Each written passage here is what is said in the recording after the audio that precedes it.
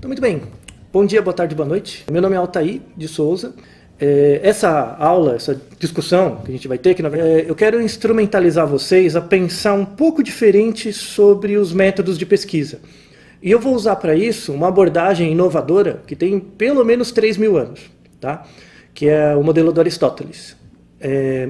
As pessoas tendem, principalmente quem tem uma matriz de pensamento muito funcionalista, que não é nenhuma crítica, tendem a achar que tudo tem uma causa, né? Então, para tudo que acontece no mundo tem uma causa. Aí uma perspectiva mais moderna é chamar isso de efeito borboleta, efeito várias coisas, né?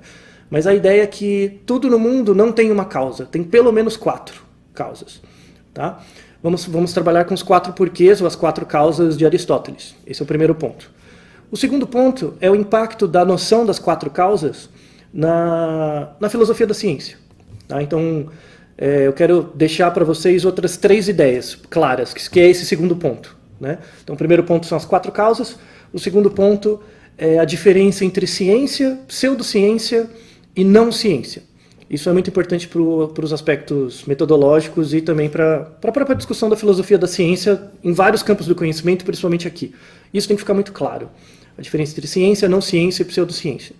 Para isso, a gente vai estudar uma terceira parte, né? Que é a diferença entre os tipos de raciocínio, que é basicamente a ideia de indução, dedução e abdução.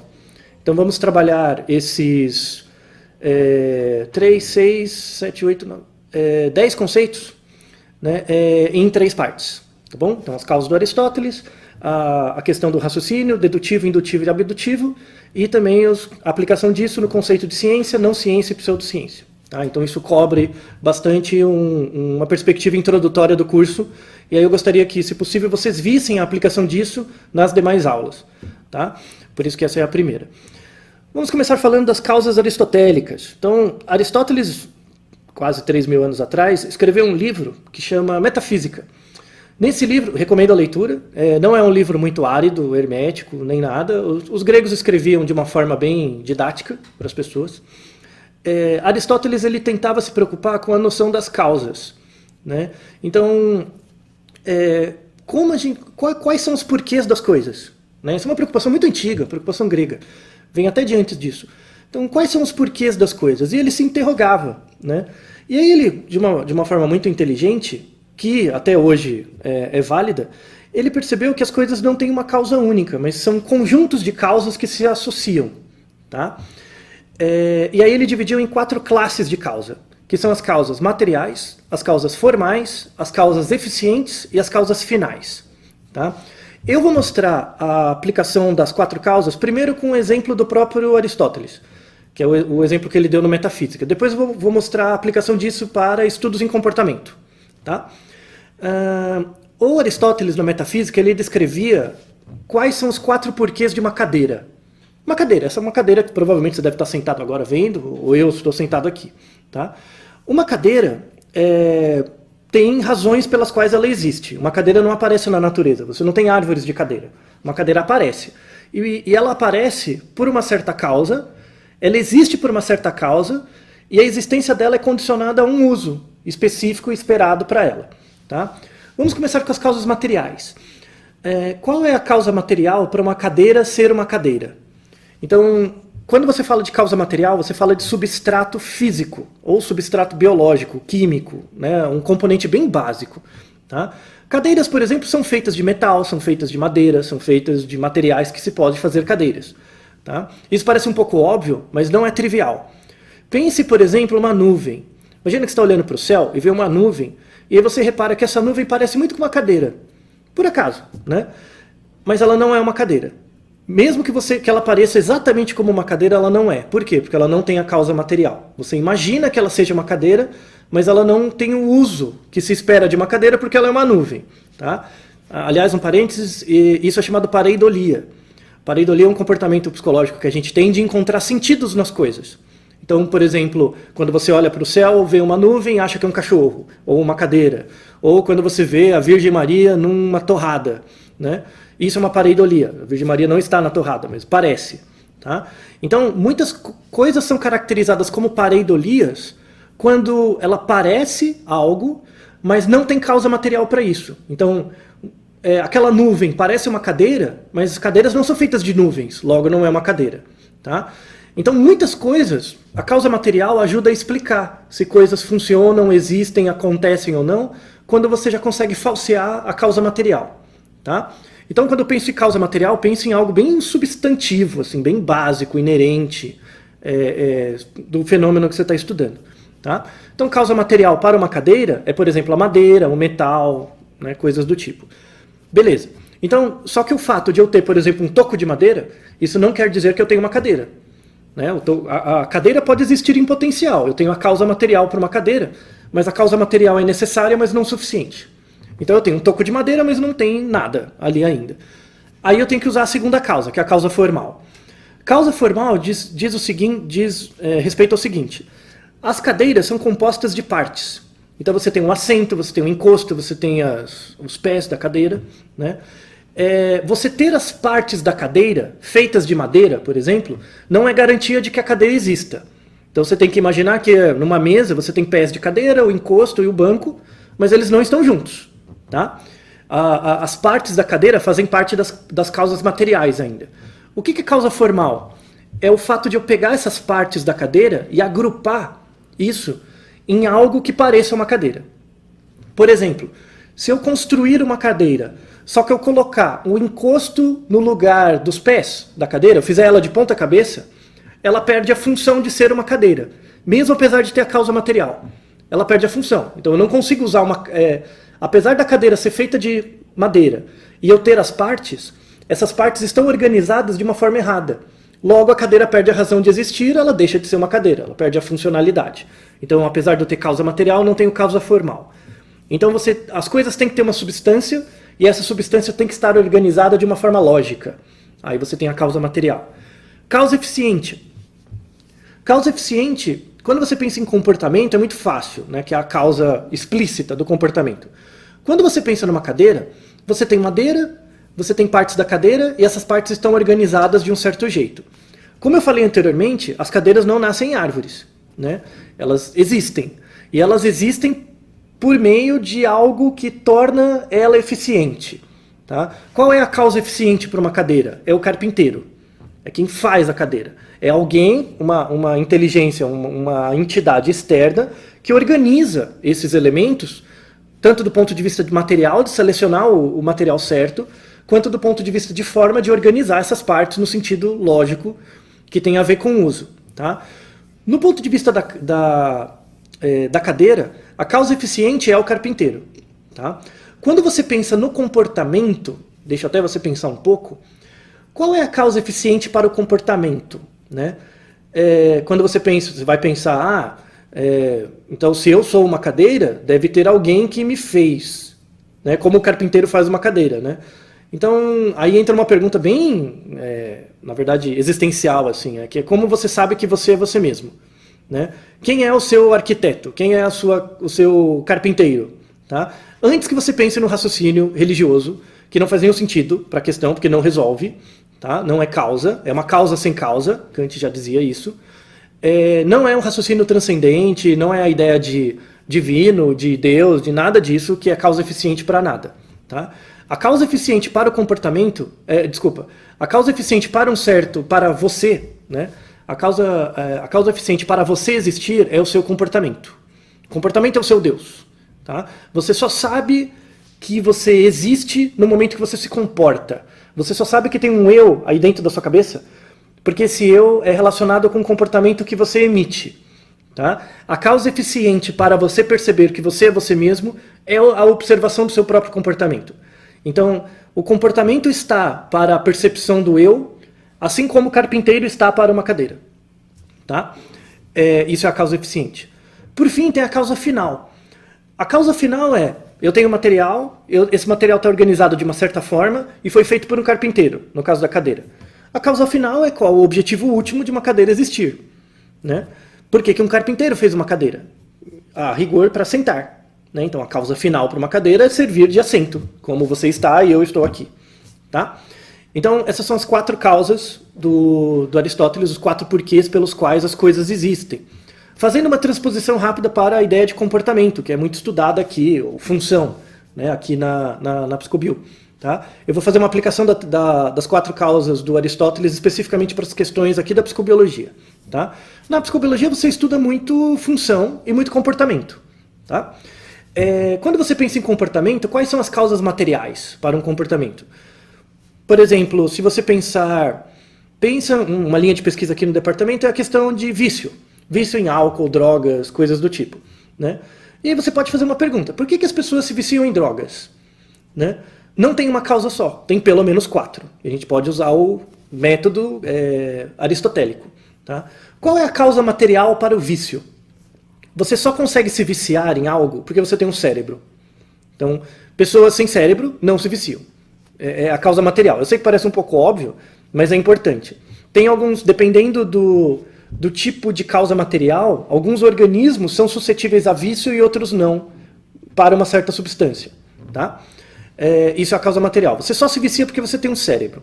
Só que ter um cérebro é causa necessária, mas não suficiente para ter o vício.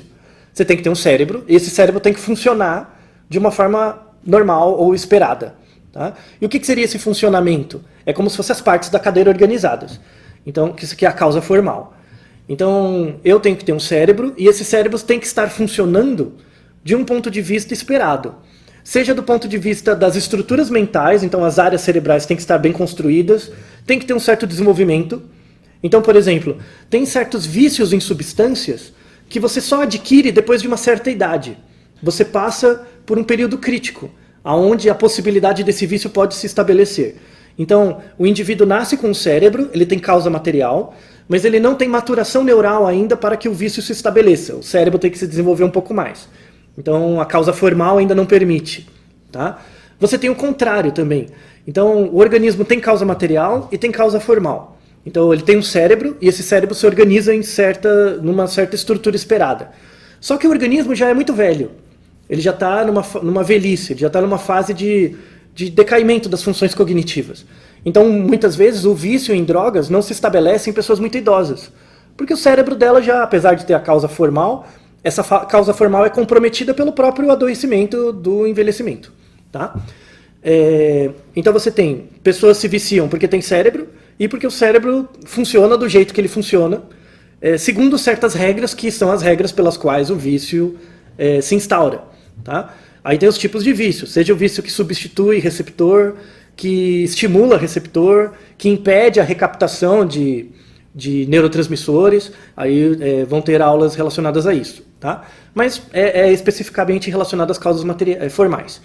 Causa eficiente diz respeito ao comportamento em si. Então uma pessoa só se vicia quando ela usa droga. Então eu tenho, por exemplo, causa material e formal para ter vício em qualquer substância. Mas por que eu não fico viciado? Porque eu não uso a droga. É uma causa material. Né? Então isso vale para vários tipos de comportamento. Por exemplo, dieta. Né? Imagine que eu descubro uma dieta perfeita. Isso não existe, tá? Já estou adiantando. Imagina que eu descubro uma dieta perfeita que funciona para qualquer situação. Então, se você fizer essa dieta, você vai perder peso. Se você não fizer a dieta, ela não funciona. Então, ela não tem efetividade. Tá? Então, não adianta. A instauração de um vício, ou de um protocolo de exercício, ou de uma dieta, depende das causas eficientes, que é você se expor ao fenômeno, se expor à dieta, tá? Ou à droga. E o que é a causa final? Causa final diz respeito ao objetivo último, né, desse comportamento. Então, quando você pensa, vamos pensar numa... Porque boa parte das drogas de abuso, que são muito aditivas, assim, a pessoa vicia muito rápido, em geral elas não têm causa final. Tá? Ela tem causa material, causa formal, causa eficiente. Só o fato da causa eficiente afetar a causa formal, que é, por exemplo, você usa cocaína e fica viciado na cocaína, isso não tem causa final, né? Isso só vai manter a pessoa na fissura. E aí vai aumentar, na verdade, vai reduzir a causa final, que é a sobrevida do indivíduo. Tá? A causa final, no que diz respeito ao comportamento, pode ser dividida em 2 partes. Você tem a causa final relacionada à sobrevivência do indivíduo, especificamente você. Tá? Então, por exemplo, eu sou viciado num certo tipo de droga. Quando o vício numa certa droga não tem causa final. É quando o vício é tão grande que reduz minha sobrevida. Então compromete a causa final. Tá? Por exemplo, pensa agora, em vez de cocaína, uma droga bem mais forte, pensa em cigarro. Né? O cigarro, ele faz mal, claro, ele aumenta a probabilidade de você ter um câncer, por exemplo, mas ele não faz mal tão rápido. Tá? Se você pensar, por exemplo, 40 anos atrás, né, e pensa na mídia, pensa na internet, na época não tinha internet, né, mas pensa nas mídias, na TV, no jornal, nos filmes, as pessoas que fumavam, elas eram vistas como mais charmosas, como tinham um certo glamour, uma certa questão de força, enfim, de empoderamento, né, nas pessoas que fumavam, né, de não conformidade e tal. Então, as pessoas que fumavam, elas já tinham um vício, então tinha causa material, formal e eficiente, elas fumavam, mas tinha uma causa final. Qual era a causa final? Pessoas que fumavam eram vistas como mais atraentes, mais desejáveis, isso diminuía a expectativa de vida do indivíduo, mas aumentava a pressão seletiva para a sobrevivência da espécie. Né? Inclusive tem até uns trabalhos interessantes que na época, hoje em dia isso não vale, perdeu a causa final. Pessoas que fumavam, na época dos anos 50, 40, 50, 60, tinham mais filhos. Né? Ou seja, a manutenção do funcionamento do uso do cigarro era retroalimentada também por uma causa final. A partir do momento em que essa questão do glamour, da fetichização do cigarro começou a perder força, principalmente nos anos 90, 2000, a causa final começou a perder força. E aí, muitas pessoas que só estavam condicionadas ao uso do cigarro por conta dessa questão adaptativa, deixaram de fumar, né? E aí só continuaram fumando as pessoas que eram realmente viciadas pela causa material e formal. E aí afeta a causa eficiente. Tá? Então, com esse exemplo do cigarro, espero que não tenha ficado muito complicado a aplicação, né, dessas 4 causas, mas a ideia é que pareça um pouco complicado mesmo. Tá? No sentido de complexificar os fenômenos que você estuda. Então, qual que é o grande problema da ciência hoje? Eu até faço uma autocrítica, né, do próprio departamento. O problema da ciência hoje é que ela é muito departamental. Ela depende muito dos departamentos. Então, por exemplo, você tem um departamento de genética. Então, todos os comportamentos que eles explicam têm um fundo genético. Então, você cria um certo viés no campo. Né? Porque eles só estudam aquilo. Você pega um departamento de bioquímica. Então, todas as explicações vão usar o viés do departamento. Você vai no departamento de psicologia. Todas as questões são mentais ou comportamentais, e você acaba desconsiderando as causas materiais e formais para algum caso. E aí a gente entra na questão da formação. Alguns de vocês que estão vendo esse vídeo são, por exemplo, psicólogos, né? Como eu. Para quem é psicólogo, saiba que você tem um viés na sua formação. A sua formação estuda muito causa eficiente, que é o comportamento. Tá? Só. Causa final, se você teve um pouco de psicologia evolucionista ou estudou um pouco de teoria da evolução, talvez até se aborde um pouco de causa final, mas eminentemente o curso de psicologia é um curso voltado para as causas eficientes. Você estuda muito pouco de causa material e formal. Ah, mas eu tive aula de sistema nervoso, a aula foi ruim. E eu falo isso com boa convicção, tá? Sua aula foi insuficiente, no sentido de tecer explicações comportamentais com base em causas materiais e formais. Tá? Se você é um biólogo, por exemplo, um biomédico ou um médico também, sua formação é muito focada nas causas materiais e formais. Você não tem boas explicações eficientes do comportamento. Tá? Se a explicação eficiente é ruim, imagina a causa final. Né? É muito ruim também. As áreas, biologia especificamente um pouco menos, mas sobretudo as áreas ligadas à medicina, educação física, nutrição, físio, fono, todas essas áreas sofrem de um problema basal, que é um viés da formação de vocês também, tá? Que é a excessiva crença em causas materiais e formais para as coisas. Então, por exemplo, médico, principalmente, confunde sintoma com comportamento. Tá? E existe uma diferença central. Os dois são causas eficientes. Então, você tem um sintoma, logo por isso você tem um diagnóstico, que é a causa eficiente, né? Ou você está emitindo um comportamento disfuncional e isso é relacionado a uma doença. Né? Os dois são causas eficientes. Mas eles têm uma diferença fundamental, que diz respeito à causa final. Tá? Quando eu estudo comportamento, eu prescindo do juízo de valor. Quando eu estou estudando eminentemente comportamento, uma coisa importante do estudo do comportamento é que você se preocupa se esse comportamento é adaptativo ou não. Se ele é adaptativo para a sobrevivência do indivíduo ou para a sobrevivência da espécie. Quando você estuda sintoma, O seu objetivo não é estudar o comportamento em si, é criar um jeito de inibir o sintoma. Tá? Em algumas situações, você tem sintomas que são adaptativos. Por exemplo, vou dar um exemplo de uma... Você tem uma mutação genética que codifica uma proteína que chama APO. APO. Tá? O APO é relacionado com várias funções, mas vamos imaginar o seguinte. Imagina que você... Isso é causa material, né? O genoma. Imagina que você vai fazer, por acaso, você vai no médico, você faz um exame de rotina, e por acaso esse médico, por uma razão qualquer, que isso é muito improvável, ele vai pedir um exame genético seu, e ele vê que você tem uma mutação nesse APO. Tá? E você é uma pessoa com 14 anos. Ele vai chegar para você e falar o seguinte: nossa, parabéns, você tem uma mutação no seu APO. Isso quer dizer que você tem uma capacidade cardiorrespiratória muito maior do que a média. Eu recomendo que você siga uma carreira de esporte e seja, por exemplo, um corredor. Porque você tem uma capacidade cardiorrespiratória muito maior do que a média por causa material, mesmo sem treinamento. Poxa, que bom, né? Então, se você sabe isso com 14 anos, isso é uma vantagem adaptativa, né? Se você soubesse isso com 70, então você viveu sua vida normalmente, quando chegou com 70 anos, por acaso o seu médico pediu esse exame e ele viu que você tem mutação no APO. Ele vai chegar para você e falar: puxa, pô, que ruim, né? Você tem mutação nesse gene APO aí. Esse gene APO ele é muito relacionado com Parkinson. Isso não é bom para você. Ou seja, você vê que a causa material é a mesma mutação no gene.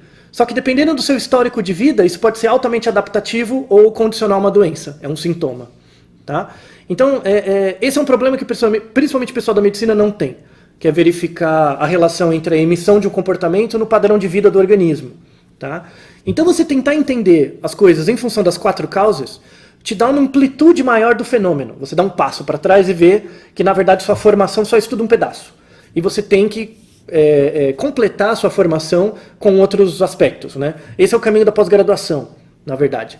O caminho da pós-graduação, pelo menos no mestrado, por isso que eu sou contra pessoas fazendo doutorado direto, no mestrado você abrir um pouco mais, você tentar estudar outros níveis de causa para além dos vieses da sua formação.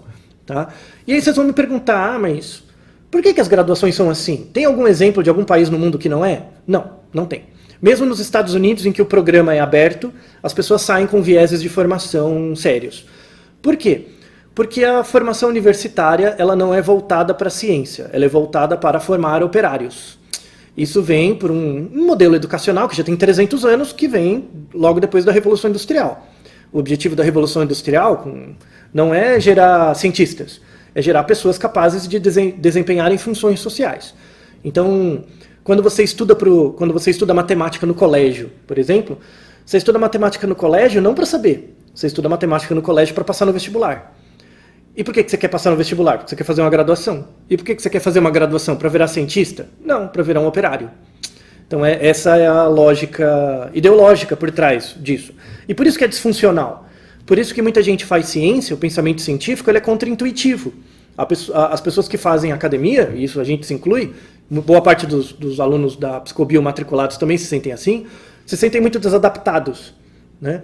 Poxa, eu estou fazendo uma coisa que eu acho legal, mas não é trabalho. Porque é esquisito, né? Eu me formo para fazer uma coisa, estou pesquisando outra, eu me sinto meio desadaptado. O exercício da ciência é assim mesmo, tá? É para você ficar desadaptado mesmo, tá? Fique tranquilo com isso. Se você não dá conta, não faça ciência. Seja um consumidor de ciência, seja um divulgador de ciência, mas não faça ciência, não produza ciência, porque é disfuncional, você vai sofrer muito, você vai ficar deprimido, tá? Isso é importante ser dito na primeira aula. Reflita sobre isso durante todo o curso. Tá? É uma reflexão que eu vou deixar como lição de casa para vocês. Terminada a nossa primeira parte, vamos à segunda.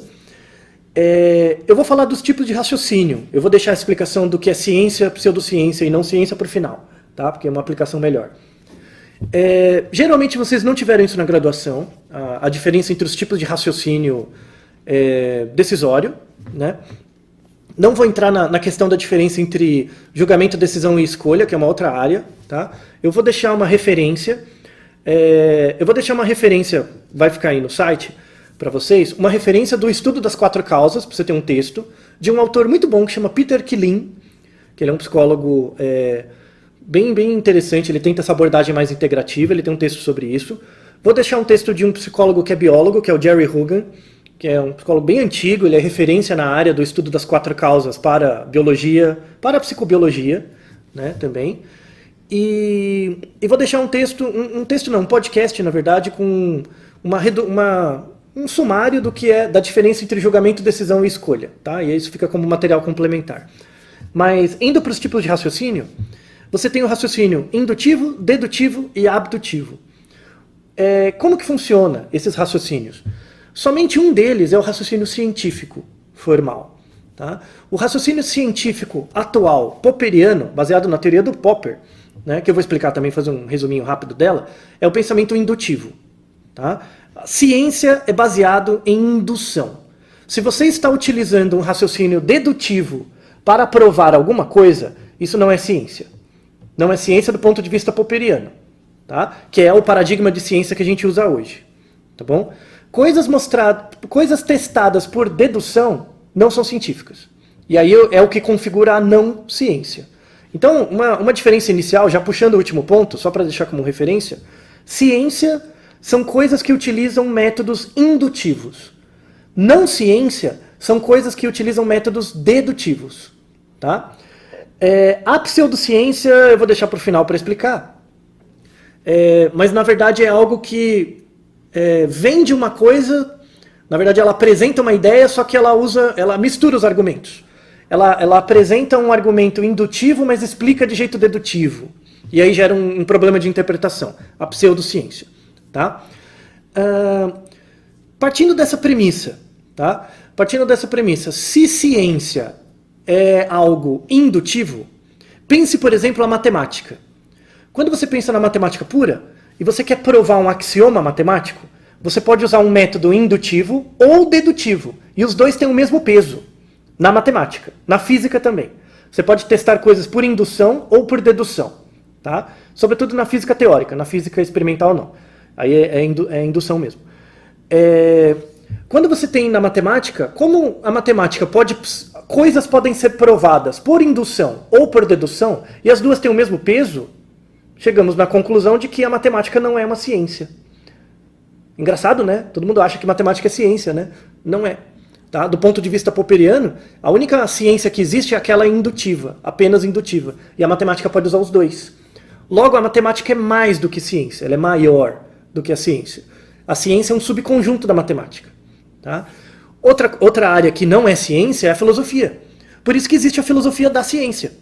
Né? Se não seria redundante. Né? Se toda a filosofia fosse ciência, seria redundante. Para que vai existir a filosofia da ciência se toda a filosofia é ciência? Né? Então, por isso, a filosofia ela prova coisas, testa coisas, do ponto de vista indutivo e dedutivo. Então, ela é maior que a ciência. Tá? Então, a ciência reside numa intersecção entre a matemática e a filosofia, o método científico. Não dá para fazer ciência sem matemática. Ah, mas eu sou de humanas. Isso é uma diferença também ideológica. Tá? Se você acha que é possível fazer ciência sem matemática, reveja isso. Provavelmente você não está fazendo ciência. Você está caindo para o lado da pseudociência. Tá? E fazer matemática não é fazer conta apenas. Tá? Usar análise estatística é algo que ajuda, mas você tem várias metodologias quantitativas que não necessariamente você fica fazendo cálculo. Você tem que usar a abordagem. Por exemplo, uma abordagem indutiva é uma abordagem matemático-lógica, lógico-matemática. Tá? Indo agora para os pressupostos filosóficos, vamos explicar detidamente o que é indução, dedução e abdução no final. O que é a dedução? Dedução é a seguinte, tem duas fases, duas partes. A dedução, você se baseia numa premissa, e essa premissa é uma verdade, entre aspas. Você se baseia numa verdade, e você tem que assumir que essa verdade é verdadeira. Tá? Se você assumir que essa verdade é verdadeira, dado isso, decorrem outras coisas. Tá? Na matemática, essa verdade verdadeira é chamada de axioma. Você tem um axioma, se você assumir que esse axioma faz sentido, aí toda a teoria decorre dele. Tá? A matemática, por exemplo, a aritmética tem os axiomas, tem 6 axiomas básicos da aritmética. Tá?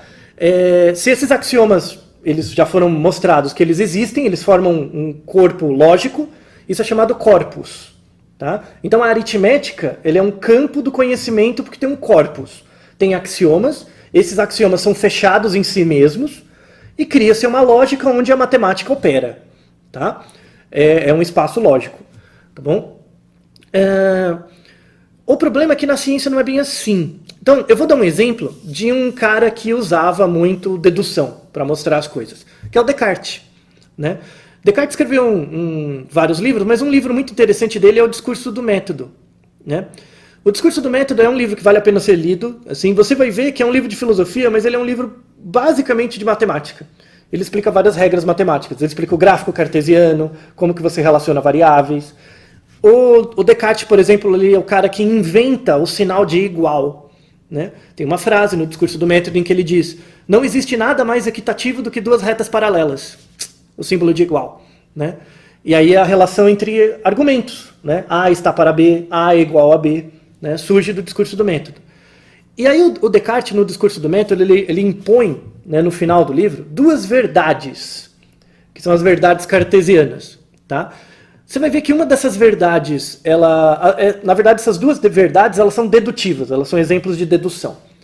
A primeira verdade cartesiana é a frase clássica dele, que é o penso logo existo. Né? Você deve ter ouvido por aí. Você deve ter escrito penso logo existo em alguma frase reflexiva quando você era adolescente, mas sem saber o que era, porque provavelmente você não leu o Discurso do Método. Mas eu quero explicar para vocês de onde saiu essa frase. Tá? A frase penso logo existo surgiu no seguinte. Na filosofia você tem métodos de investigação filosófica. Um desses métodos é chamado método crítico, que é o método que o Descartes utilizou. O método crítico é o seguinte: ele vai partir de um pressuposto, lembra que isso é dedutivo, tá? Ele parte de um pressuposto de que nada existe. Tá bom? Ele vai começar a tentar falsear tudo. Tudo. Então, eu acho que a realidade não existe, eu acho que os objetos não existem, eu acho que os outros não existem, eu acho que o sonho não existe, porque ele me engana, eu acho que não existe a memória, porque ela também pode ser modificada, eu acho que não existe conhecimento, não existe nada. Tá? Eu parto desse pressuposto. Eu parto do pressuposto de que nada existe. Tá? Apesar de eu utilizar esse método de tentar falsear a existência de toda e qualquer coisa, sempre tem uma coisa que existe para além da minha crença nela. Então, o fato de eu acreditar que nada existe faz com que tenha uma coisa que exista apesar da minha crença na existência dela. Que é o quê? O fato de eu estar duvidando. O fato de eu estar em dúvida mostra que a dúvida existe para além de toda e qualquer crença em qualquer outra coisa. Então, é isso que é o penso logo existo. O pensamento é antes de tudo dúvida. Quando você coloca tudo em dúvida, tem uma coisa que existe para além da sua crença, que é a capacidade de estar duvidando. Logo você está pensando, logo você existe, porque está em dúvida.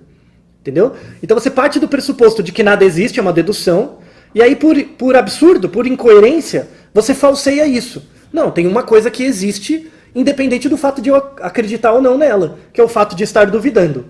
Se isso existe, logo eu existo em si. Logo eu existo em mim mesmo. Né?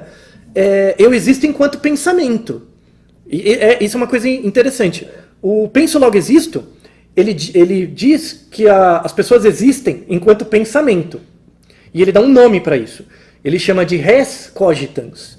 Res cogitans, em latim, é a coisa pensante. A coisa pensante existe porque ela está em dúvida. Logo ela existe, para além da crença na existência. A partir do momento que a coisa pensante existe, você tem uma decorrência disso, que é a res extensa. A res extensa é o prolongamento da coisa pensante, que é o quê? O corpo. Né? Então, na ideia de penso logo existo, na primeira verdade cartesiana, começa a aparecer a noção de divisão entre mente e corpo. Né? A divisão entre mente e corpo surge dessa lógica. Tá? Lembrando que, atualmente, isso tem 300 anos, tá? O Discurso do Método tem lá 300 anos, a diferença entre mente e corpo, hoje em dia, é uma diferença falaciosa, é uma falácia por falsa dicotomia. Não existe diferença entre mente e corpo. Guarde isso muito bem. Não existe essa diferença. Tá? O que existe, de novo, é uma diferença departamental entre as áreas. Tá? Voltando na questão do Aristóteles, se você pensar que tudo tem causa material, formal, eficiente e final, A causa material e formal é mais voltada com a ideia do corpo. A causa eficiente e final é mais voltada com a ideia de mente. E tudo está integrado. Tá? Então é uma visão muito mais monista. Então, voltando no Descartes, a primeira verdade cartesiana é essa do penso logo existo. Que é que você vê que é uma explicação baseada numa premissa, e aí você falseia a premissa. A segunda verdade cartesiana, Descartes fez uma prova da existência de Deus, no discurso do método, né? E aí você vai ver que esse método já não funciona tão bem para essa segunda prova, tá? E que é o problema do método científico, da ausência de método científico, na verdade. A segunda verdade cartesiana é a prova de que Deus existe. Como ele faz isso? Tá? Eles têm que se basear numa verdade, né? Eles se baseiam numa premissa. E isso é o pensamento dedutivo. A premissa é a seguinte. Você tem que acreditar nessa primeira premissa, tá? Senão o argumento não dá certo. Então faça um exercício comigo. Então, a premissa é a seguinte. Todas as pessoas são capazes de imaginar um ser perfeito. Imagine isso. Todo mundo é capaz de imaginar um ser perfeito. Imagine que isso é verdade, tá? Senão a dedução não dá certo. Se todo mundo é capaz de imaginar um ser perfeito, beleza, eu consigo imaginar. Se eu consigo imaginar um ser perfeito, a definição de ser perfeito implica dizer que um ser perfeito tem todas as coisas. Porque ele é perfeito, não é? Então ele é provido de tudo. Se eu consigo imaginar um ser perfeito, e um ser perfeito é provido de todas as coisas, ele é provido, inclusive, do atributo de existir. Logo ele existe. É bom provar coisas filosoficamente, né? Porque só um argumento mental está tudo provado. Né? Onde que está a falácia, né, desse argumento? É a premissa. O que é perfeição? Como é que você imagina, todo mundo imagina a perfeição igual? Né? Então rapidamente você gera uma falácia, né? Percebe que é uma falácia, essa premissa, logo a dedução não dá certo. Tá? Ela tem lógica interna, mas ela não tem explicação ambiental. Essa é a crítica do Kant ao Descartes. Né? Kant veio um pouco depois. Kant já fala, né, da questão dos imperativos. Kant, diferentemente do Descartes, Descartes era dualista, o Kant é monista. Por isso que a base filosófica para o surgimento do pensamento científico é kantiano. Não é do Descartes, não é cartesiano. Tá? A premissa para o surgimento da ciência, como a gente faz hoje, é do Kant. Kant, na Crítica da Razão Pura, diz o seguinte... Ele tenta impor a ideia do método indutivo, não baseado em verdades primárias, parciais. Tá? Ele faz o seguinte, ele acha, né, ele coloca como ideia, o grande interesse do estudo do Kant, né, da área dele, era estudar uma epistemologia do conhecimento. O que isso quer dizer? Como as pessoas aprendem a aprender. Quais são os substratos básicos? Aí entra até uma ideia de causa material e formal. Quais são os substratos básicos que uma pessoa tem que ter para ser capaz de aprender? Para capaz de entrar em contato com o mundo e aprender. Aprender o quê? Especificamente, porque ela podia aprender qualquer coisa. Aprender o quê? O pensamento lógico-matemático, que é a noção de número, noção de causa e noção de reversibilidade, né, de causalidade. Tá? São os três principais pontos para ele do pensamento lógico-matemático. Noção de número, noção de ordem, né, e noção de causalidade. Tá? E aí o Kant achava que você tinha uns certos, que ele chamava de imperativos. Você tinha certos atributos inatos das pessoas, que todas as pessoas tinham, que eram parte do desenvolvimento, e estudando esses imperativos categóricos, você geraria as categorias necessárias para o indivíduo conhecer o mundo do ponto de vista lógico-matemático. Tá? Isso não é dedutivo. Por que não é dedutivo? Porque ele coloca como uma hipótese. Ele fala, eu acho que existem os imperativos, eu acho que todas as pessoas têm, e eu acho que essas são as causas necessárias para que a pessoa aprenda, desenvolva o pensamento lógico-matemático. Eu acho. Só que isso está à guisa de prova, ele precisa provar, testar. Como que você testa? Fazendo experimento. Só que o Kant era filósofo, ele não era um experimentalista, era um filósofo. E aí ele deixou isso como ideia. A Crítica da Razão Pura ele escreveu como uma ideia mesmo. E ele sofreu fortes influências de um outro filósofo, que é um dos pais do empirismo, que é o Hume. Com certeza Kant morreu puto assim com o Hume, né? Porque o Hume chegava e falava, e com razão, o Hume chegava para ele e falava assim, que o Hume é um dos pais do empirismo. Chegava para ele e falava, não, Tudo bem, imagine que uma criança tem os imperativos categóricos que você supôs. Tá? Imagina que todas as crianças têm. Você vai fazer um experimento. Então imagina que você pega 100 crianças e testa se as crianças têm ou não esses imperativos. Imagina que você descobre que nessas 100 crianças, elas têm. Tá? Isso é garantia, pelo fato de eu ter testado uma hipótese em 100 crianças, isso é garantia de que toda e qualquer criança vai ter? Reflita um pouco sobre isso. Tá? O fato de eu ter testado em 100 crianças não é garantia de dizer que em todas vão ter. Não é. Tá? Se você acredita nisso, não é. Tá? Vamos pegar isso para um exemplo atual. Imagina um remédio. Eu pego um remédio, um grupo de pessoas toma o remédio, outro grupo não. E eu peguei um grupo de 100 pessoas. 50 tomam remédio, 50 não. Eu observei que o remédio funcionou, ou seja, ele reduziu os sintomas nas 50 pessoas que tomaram com uma frequência maior do que nas pessoas que não tomaram. Isso é garantia, esse resultado é garantia de que na população inteira eu vou ter esse efeito? Não necessariamente. Tá? O Hume colocava essa questão para o Kant. Então ele falava, tudo bem, se você fizer uma vez o experimento, não é garantia de que sempre vai dar. Se você fizer 2 vezes o experimento, não é garantia de que sempre vai dar. Se você fizer 3 vezes, 100 vezes o mesmo experimento, não é garantia que na 100ª vai dar. Tá? E Kant não tinha resposta para isso, era verdade, é uma crítica mesmo. E tá, né? E morreu, e ficou nisso. E aí, quem ganhou mérito? O Descartes. Né? Descartes ganhou mérito. A teoria kantiana, pelo menos o pressuposto de experimentação, o Hume cresceu bastante.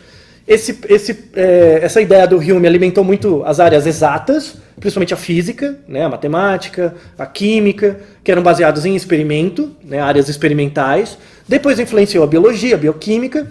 Chegou no século XX, tivemos uma revolução, que é onde surge o pensamento científico formal, né, o pensamento indutivo.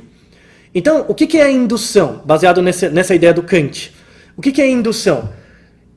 Eu fiz um experimento, encontrei o resultado que eu esperava. Tá? Isso não é a garantia de que sempre vai fazer isso, vai fazer assim, né? Eu vou ter esse resultado. Fiz uma segunda vez, encontrei o mesmo resultado, ainda não é garantia. Fiz uma terceira vez, também não é garantia. Se fosse possível eu ter acesso a um número infinito de pessoas, se eu pudesse repetir o meu experimento infinitas vezes, né, o que eu poderia dizer? Que se eu fizer o meu experimento para 100 pessoas, depois para 1000 pessoas, 1 milhão de pessoas, 10 milhões de pessoas, N pessoas, se eu fizer um experimento para N pessoas e eu mostrar que ele funciona, e depois eu fizer um experimento para N mais uma pessoa, vai valer para qualquer N. Porque se eu determinar um N qualquer, vai valer para N mais 1. Esse é o pensamento indutivo. Você testa para um número cada vez maior de elementos, até chegar no número N de elementos. Quando você prova uma coisa para N elementos, não quer dizer que acontece para todos. Quer dizer que acontece até N. Se eu conseguir mostrar que acontece para N, e mostrar por indução que acontece para N mais 1, aí acontece para qualquer um que você queira. Tá? Na matemática, isso acontece muito bem. Quando você faz axiomas matemáticos, formulações matemáticas, você consegue mostrar que uma regra matemática vale para N, depois vale para N mais 1, logo vale para qualquer um. Então você consegue provar por indução. Na ciência aplicada, a gente não consegue, porque você não tem um número infinito de pessoas, você não coleta todas ao mesmo tempo. Né? Então a indução tem um problema. O método indutivo tem um problema. Então veja, nos anos 1800, eu não podia usar o método dedutivo porque eu não podia me basear numa verdade sem falsear, porque isso aí é religião. Né? Se eu me basear num dogma, eu estou tendo um raciocínio religioso, então eu não posso usar a dedução. A indução também eu não posso usar porque se eu for repetindo o experimento várias vezes, não é garantia de que sempre vai ser assim. Então fica difícil, né, a fazer a ciência. Até chegar ao século XX. Chegou no século XX, um dos grandes filósofos do século XX é o Popper. Popper conseguiu resolver esse problema, que é a resolução do problema da indução. Tem um livro que ele escreve, tem um livro mais famoso do Popper que eu não recomendo, que é um livro mais hermético. Recomendo um livro mais simples e muito bom do Popper, que chama 2 Problemas Fundamentais para uma Teoria do Conhecimento. Tá? Tem um capítulo desse livro que ele fala que é o problema da indução, né? E aí ele explica esse raciocínio. Tá? Eu vou usar uma analogia que não está no livro, mas é uma analogia dos ovos de galinha. para mostrar esse pensamento indutivo. Tá? Imagine que eu tenho um saco, mas imagine um saco muito grande, cheio de ovos de galinha. Tá? Bem grande mesmo. E esse saco é fosco, então eu não consigo ver nada dentro do saco. Mas imagina que um saco tem 10 mil ovos, muito, muito grande. Tá? Eu quero saber se todos, eu não quero ter dúvidas, eu quero saber se 100% dos ovos são de galinha nesse saco. Como eu poderia fazer? Que método eu poderia utilizar? Né? Você tentar pesar, por exemplo, o saco. Você pode chegar numa aproximação, mas você não vai descobrir se 100% dos ovos são de galinha. Não tem como. Qual que seria o melhor jeito? Você abrir o saco, pega um ovo. É galinha? É. Repete. É galinha? É. É galinha? É.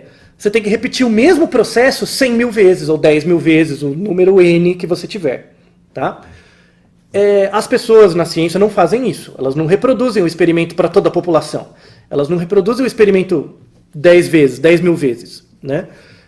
E aí? Né? Como é que a gente faz? Isso mostra uma coisa importante. Se eu quiser provar, se eu quiser fazer uma prova de que coisas são iguais, quer ver um exemplo? Eu quero provar se um medicamento é igual ao genérico. Eu quero provar se tomar o medicamento ou tomar o genérico dele é a mesma coisa, é igual. Tá?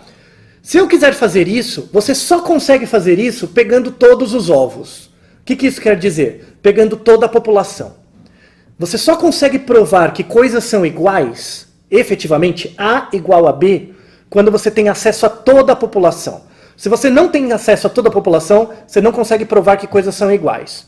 Se algum de vocês é da farmácia e já tem alguma experiência em pesquisa clínica em indústria farmacêutica, eles vão falar, mas tem testes para mostrar se o remédio é igual ao genérico. Aí vou corrigir vocês, não tem. O que tem são testes de equivalência. O que é teste de equivalência? Não é teste para provar se um remédio A é igual ao B. É mostrar se remédio A é equivalente ao B. E qual é a definição de equivalência? Coisas equivalentes são coisas diferentes por um pouquinho. Mas são coisas diferentes. Mas por um pouquinho. Aí você tem que determinar quanto é esse pouquinho. Tá? Então imagina, se eu quiser saber se todos os ovos do saco são iguais aos de galinha, eu tenho que pegar todos. Né? Então eu não consigo dizer se coisas são iguais. Mas se eu quiser saber se coisas são diferentes, imagina o seguinte. Imagina que eu quero descobrir o seguinte. Eu não tenho como olhar todo o saco, tá? Ele é muito, muito grande. Aí eu faço o seguinte, imagina 10 mil ovos, o saco é enorme, eu pego uma escadinha, subo no saco, abro ele e fico olhando por cima. Como o saco ele não tem um tamanho infinito, né, os ovos vão estar empilhados, mas razoavelmente empilhados. Quando eles estiverem empilhados e eu olhando pelo lado de cima, né, eu só vou ver a primeira camada dos ovos. Eu não vou ver os ovos que estão embaixo, só vou ver a primeira camada. Tá? Essa camada é como se na população eu coletasse uma amostra. Quando você coleta uma amostra de dados da população, você não está olhando a população inteira. Você está olhando só a primeira camada dos ovos, que é a parte de cima. Tá? Se nessa primeira camada de ovos eu encontrar um ovo que não é de galinha, ou seja, que é diferente de galinha, eu já consigo mostrar que nem todos são de galinha. Entenderam? Então, se eu abro o saco, olho só a parte de cima, e eu encontro um ovo que é diferente de um ovo de galinha, eu já consigo dizer que nem todos são iguais. É por isso que todo e qualquer artigo científico que você ler, ele nunca vai testar a igualdade, ele vai buscar diferenças.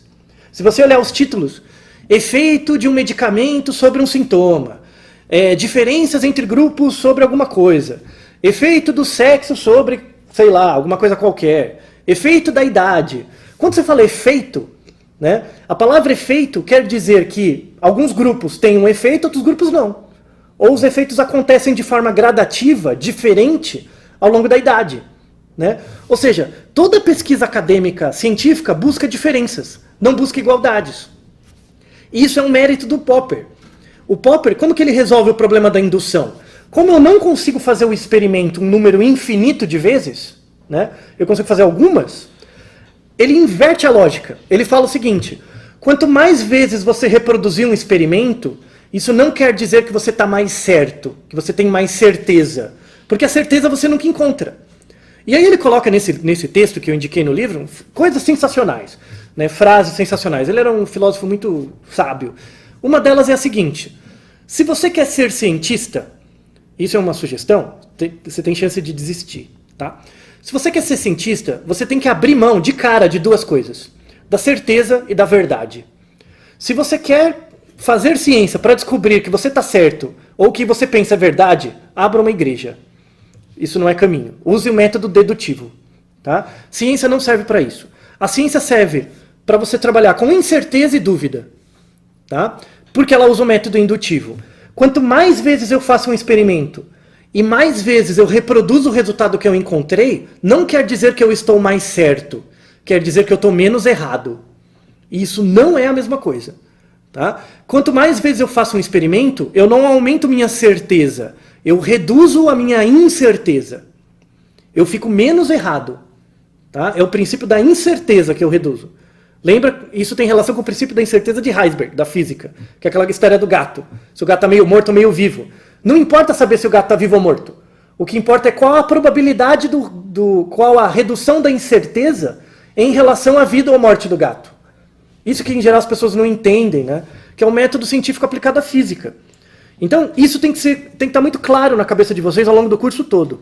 Quando você faz um experimento, você não faz um experimento para dizer que você está certo. Você faz um experimento para dizer o quanto errado você está. Tá? E isso é extremamente angustiante para a maior parte das pessoas.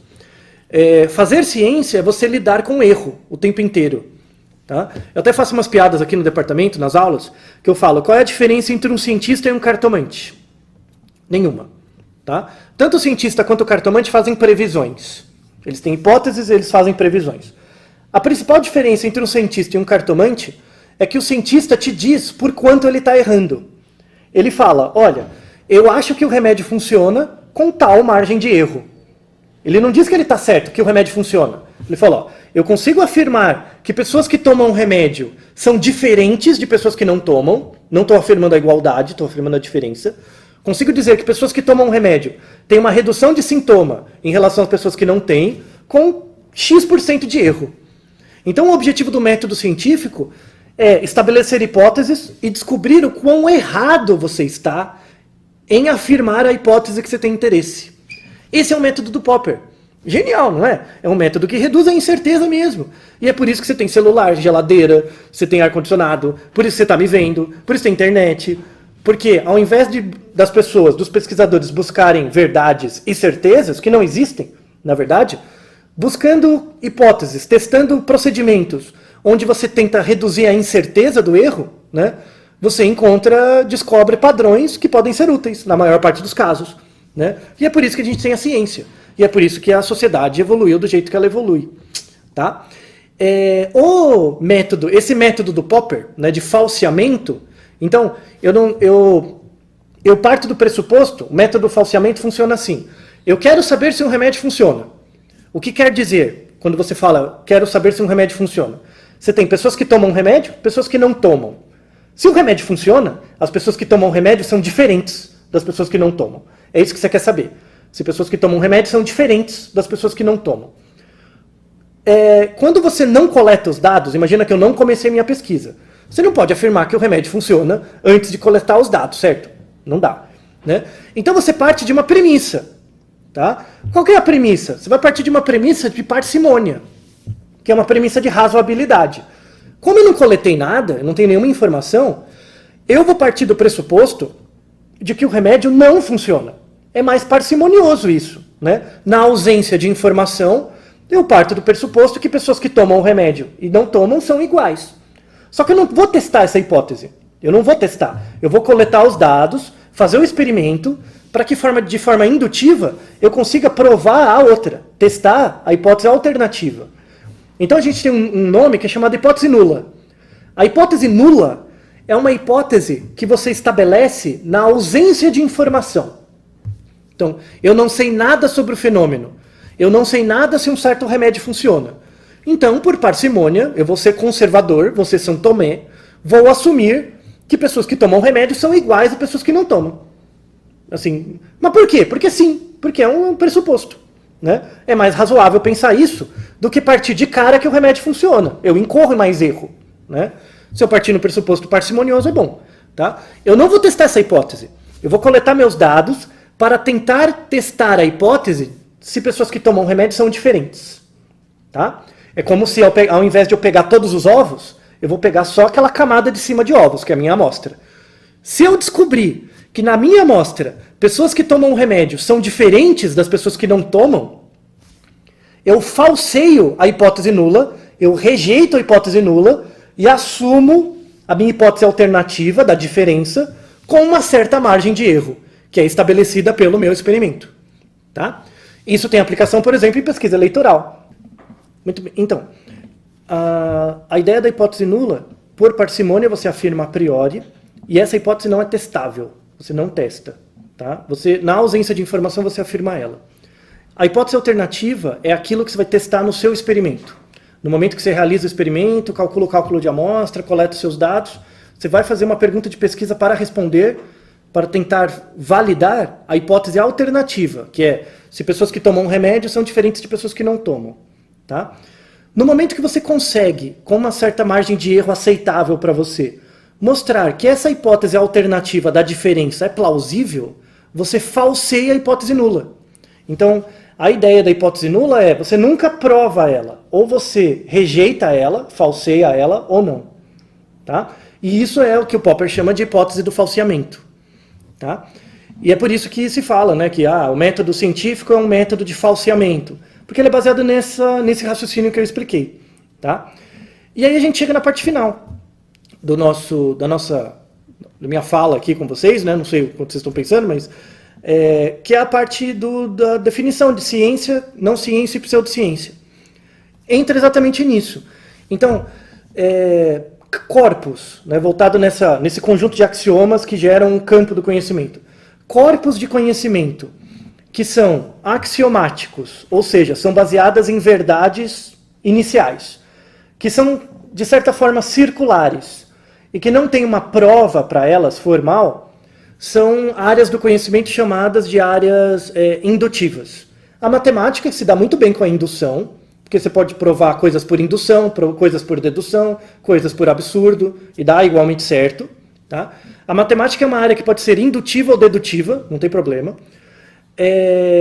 A religião, por exemplo, é uma área dedutiva. Você tem que se basear nos dogmas. Dados certos dogmas de conduta, você age, tem uma teologia sobre certos aspectos. A teologia é uma área dedutiva. Né? A hermenêutica, que é estudo de textos sagrados, a propedêutica, são áreas do conhecimento geralmente dedutivas. A arte é uma área dedutiva também. Né? A arte, você verificar, por exemplo, princípios de percepção, princípios do que é belo, né? Se baseia em certas premissas. Você pode estudar a arte de uma forma científica, que é verificando hipóteses e tentando falseá-las, tá? Ou você pode estudar a arte de uma forma não científica, né? De uma forma dedutiva, baseado, por exemplo, na experiência subjetiva das pessoas de um grupo. Né? Aí a gente entra na antropologia. A antropologia tem várias áreas, mas existem áreas da antropologia que se importam com essas questões dedutivas, que são a rede de significados que uma certa comunidade usa para explicar o mundo. Então, você vai estudar uma certa comunidade, uma cultura qualquer, você não vai estudar o que é real, né? Assim, entre aspas, real, como se fosse uma realidade imposta que vale para qualquer coisa. Você vai tentar estudar o senso de realidade daquele povo. Como que você estuda o senso de realidade daquele povo? Estudando os ritos, as regras, as questões morais. Né? Isso são listas de axiomas que condicionam o comportamento daquelas pessoas naquela comunidade. Isso é uma forma dedutiva, né, de abordagem, que é extremamente rica. Extremamente rica. Um exemplo de abordagem dedutiva nesse sentido é o estruturalismo. Né? O estruturalismo se baseia no reconhecimento dessas premissas básicas de percepção, de moralidade, de entendimento do valor, de regras hierárquicas específicas para uma cultura, e aí você cria meio que uma estrutura de como as pessoas estruturam a realidade naquele contexto. Tá? O estruturalismo deu origem, por exemplo, à linguística. Né? A língua, a maneira como a gente fala, não é a capacidade de falar, porque aí tem causa material e formal muito forte. Né? Então, por que as pessoas falam? Elas falam porque tem causa material e formal. Aí você estuda a biologia da linguagem e tal, o cérebro. Mas por que as pessoas escolhem falar do jeito que elas falam, que é a causa eficiente? Aí tem uma parte científica e tem uma parte dedutiva não científica, que é esse estudo estrutural da linguagem, né? Que é a faculdade de letras, basicamente. Você estudar a linguística, a questão cultural, né? E por que eu estou deixando claro essa distinção da ciência indutiva e da não ciência dedutiva? Tem muita gente, principalmente pessoas da área exata e biológicas, tá? Que dicotomizam, que é um fenômeno muito ruim, na verdade. Dicotomizam coisas que são ciência e não ciência. Ah, o que não é ciência é pseudociência. Você está errado, viu, chefe? Tá? Vocês pensam assim? Está errado. Dividir ciência e não ciência é completamente errado. Tá? Você tem tradições culturais, heranças culturais, que condicionam causas eficientes para uma série de comportamentos, isso tem que ser estudado. Tá? O estruturalismo é uma técnica possível. Aí isso influenciou a linguística, influenciou a psicanálise, sobretudo a psicanálise lacaniana, influenciou outras áreas da percepção estética, de arte e por aí vai. Tá? A psicanálise é um ponto interessante também. Temos muitos colegas psicólogos aí que devem estar ouvindo. A psicanálise não é uma ciência. Tá? Isso é fato. Por que ela não é uma ciência? Porque ela se baseia em pressupostos fechados. Que é, por exemplo, se você pegar a psicanálise freudiana, que é o aparelho psíquico. Aí, essa ideia, existe uma triebe, né, existe uma pulsão que condiciona as pessoas, essa pulsão é regulada por 4 mecanismos do inconsciente. Então, por exemplo, existe o inconsciente, isso já é uma prerrogativa. Existe o inconsciente, esse inconsciente se manifesta. Segundo Freud lá, pega os textos primários do Freud da primeira tópica, né? As 4 formas de manifestação do inconsciente, o sonho, o xiste, ato falho e o lapso, né? E aí esse inconsciente se expressa de algumas formas e tem um sistema que regula ele, que é o aparelho psíquico, aí de ego, superego, né? Tudo isso são princípios dedutivos. Você estabelece que isso funciona, existe, e aí a teoria segue. Se você falsear isso, toda a teoria cai. Tá? O problema, a psicanálise não é uma ciência porque ela se baseia... Se você pega uma psicanálise mais moderna, pega a psicanálise lacaniana, né? O objetivo da psicanálise lacaniana é o estudo do sujeito mediado pela linguagem. Né? O sujeito mediado pela linguagem não é um sujeito da ciência. O sujeito mediado pela linguagem é um sujeito da experiência. E um sujeito da experiência é um sujeito estrutural. É um sujeito modelado pelas estruturas das tradições culturais, sociais e comportamentais. Né? Então, a psicanálise lacaniana, por exemplo, Lacan abre mão da ideia de dizer que a psicanálise é uma ciência. Freud não. Freud tentava, pega os textos clássicos dele, um texto que você pode ver, o Freud cientista, é sobre a concepção das afasias, que é um texto pré-psicanalítico. Muito bom, aliás. Né? Freud tinha essa tendência em partir da dedução, mas depois criar certas regras gerais que dão à psicanálise um caráter científico. Tá? Lacan, por exemplo, já é um outro psicanalista que fugiu disso. Não, psicanálise é estruturalismo, a percepção do sujeito, é a percepção lógica, mas não cronológica, ela não é tão restrita às questões físicas, biológicas, lógicas e tal. Tem mais a ver com a questão subjetiva. Tem críticas óbvias a essa coisa. A psicanálise lacaniana claramente menospreza as questões materiais e formais. Ela não desconsidera, ela menospreza. Tá? Isso deveria ser agregado aos novos lacanianos. Tá? Então eu falo que o problema da psicanálise não é a psicanálise, são os psicanalistas. Os psicanalistas, assim como todas as áreas de graduação, são mal formados porque eles são viesados para algumas causas aristotélicas e não outras. Tá? Então a psicanálise tem que estudar mais causa material e formal. Né? E, por exemplo, a medicina tem que estudar mais causa eficiente. Então, muito médico vai estudar psicanálise, achando que é psicologia, mas não é. Então tem que tomar cuidado com isso também. Tá? Então a psicanálise ela é uma não ciência, mas não quer dizer que ela não é importante. Ela contribui. A teoria da transferência é uma teoria extremamente útil para a medicina, por exemplo. Principalmente se ela fosse separada da psicanálise. Tá? Você tem áreas da psicanálise hoje que tentam dar um caráter mais científico para a psicanálise, principalmente a linha inglesa da psicanálise. Bion, principalmente o Bion e o Winnicott, Melanie Klein menos.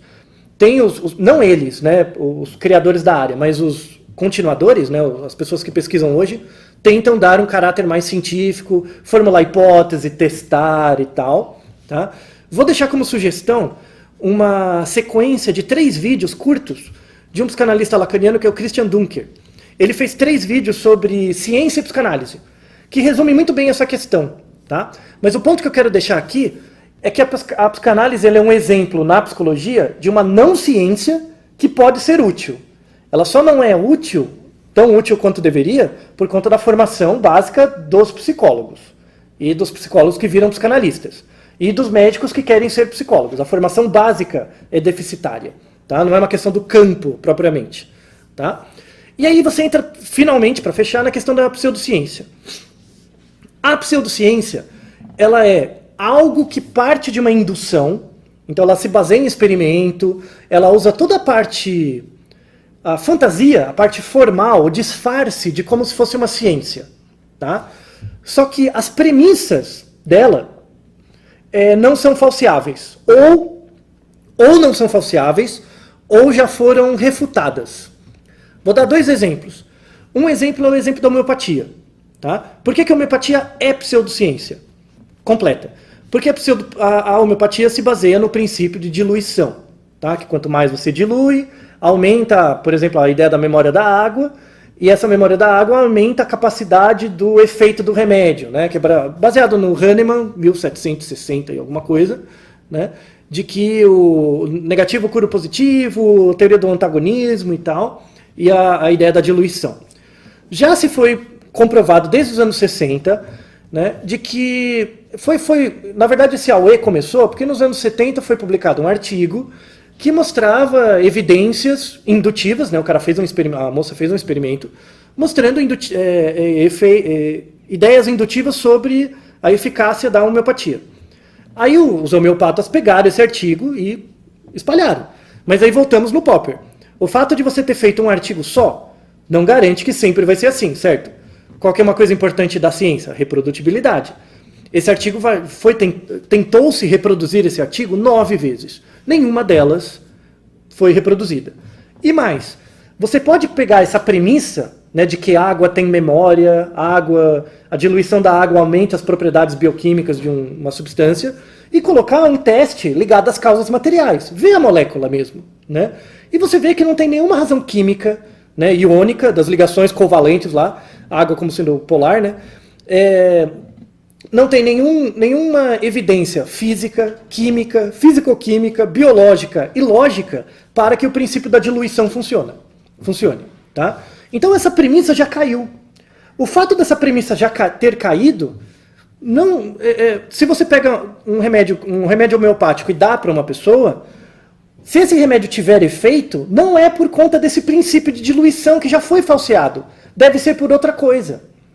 Né? Então, a homeopatia ela é pseudociência porque as premissas básicas de funcionamento dela já foram falseadas, mas você tem um corpo político, né, que tenta manter isso, realimentando a ideia da homeopatia como sendo algo científico. Deixa de ser ciência, vira ideologia. Né? Aproxima muito da política. Tá? E política não é ciência, do ponto de vista de teste de hipótese. Tá? Então, esse é o problema. A homeopatia não é ciência, ela é pseudociência mesmo, porque ela tenta se travestir de ciência. Você tem várias abordagens, por exemplo, transcendentais, meio místicas, que observam o comportamento, têm uma eficácia à prática, mas a explicação da prática é falaciosa. Um exemplo é uma técnica da psicologia que cresceu muito agora, que é a constelação familiar. Tá? Eu vou deixar uma referência de um texto que explica mais ou menos como funciona, mas é um tipo de terapia de grupo, tá? Que é muito eficiente. A constelação familiar funciona mesmo. Você coloca as pessoas, você apresenta um problema, tem um mediador, cada pessoa do grupo assume um personagem, e você discute os problemas, né, as questões latentes. Realmente é muito mobilizador para as pessoas que fazem a constelação.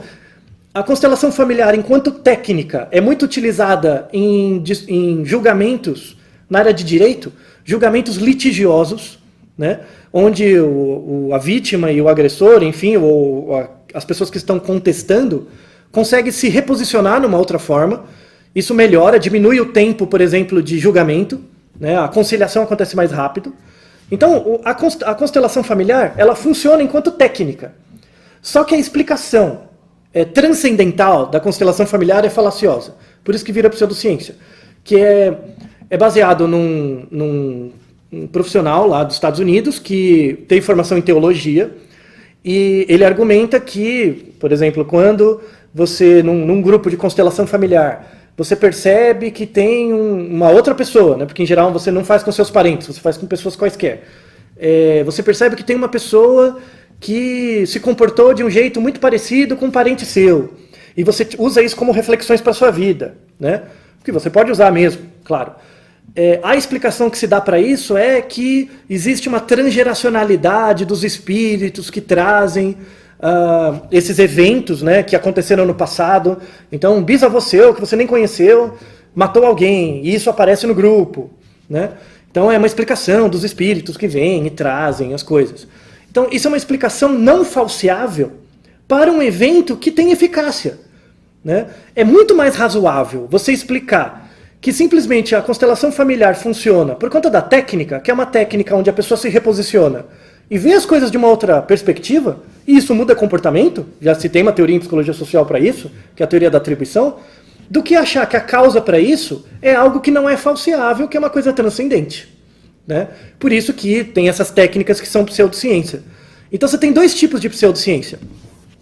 A pseudociência, que é baseada numa premissa que já foi falseada, é a homeopatia, ou você tem pseudociências que são técnicas que funcionam, a técnica em si funciona, só que a explicação da técnica é falaciosa, ou ela é não falseável. E aí cria um raciocínio circular, né? Também cai num raciocínio ideológico, religioso, por exemplo, né? Explicações religiosas são explicações pseudocientíficas, porque elas são circulares. Eu faço isso porque eu vou na igreja, a igreja tem certos pressupostos dogmáticos, e aí eu vou na igreja, por isso eu faço a coisa, e eu faço a coisa porque eu vou na igreja. Aí não tem uma explicação lógica, tá? Então, na verdade, por exemplo, uma explicação mais científica para isso, pessoas que têm religiosidade são pessoas que têm melhores competências para algumas coisas. Mas não porque ela tem uma religião, mas porque ela tem religiosidade. Isso pode ser expresso de várias formas. Não precisa ser expresso da forma como uma certa ideologia quer, né? Então, isso é uma abordagem cientificamente embasada do fenômeno da experiência religiosa, por exemplo, tá? Então, explicado agora a diferença entre ciência, pseudociência e não ciência, a gente entra, deixei para o final para falar disso, do terceiro tipo de raciocínio. A gente falou do raciocínio indutivo, que é o raciocínio científico, o raciocínio dedutivo, que não é científico, né, do ponto de vista do Popper, e você tem o raciocínio abdutivo. O raciocínio abdutivo ele é mais recente, tá? Ele é do século XX, ele sofreu influência, o próprio Popper trabalhou um pouco com ele, mas tem um pesquisador que não é de uma área que as pessoas acham muito comum, que é o Douglas Sanders Peirce, tá? Que é um dos pais da semiótica. A semiótica que semiótica as pessoas estudam como sendo algo de humanas, sabe? E o problema da semiótica não é a semiótica, são as pessoas que estudam, né? O pessoal da parte de humanas pegou muito as ideias da semiótica, só que o Peirce, de formação, ele era químico, engenheiro químico. Então, boa parte, ele fez uma formulação matemática e principalmente estatística, probabilística, muito sólida da semiótica. Só que, em geral, as pessoas não usam muito essa parte. E ele foi um dos criadores, dos pensadores do pensamento abdutivo. O pensamento abdutivo, ele é o seguinte, ele é uma mistura da indução e dedução, tá? Eu vou me basear numa verdade, mas não é uma verdade absoluta.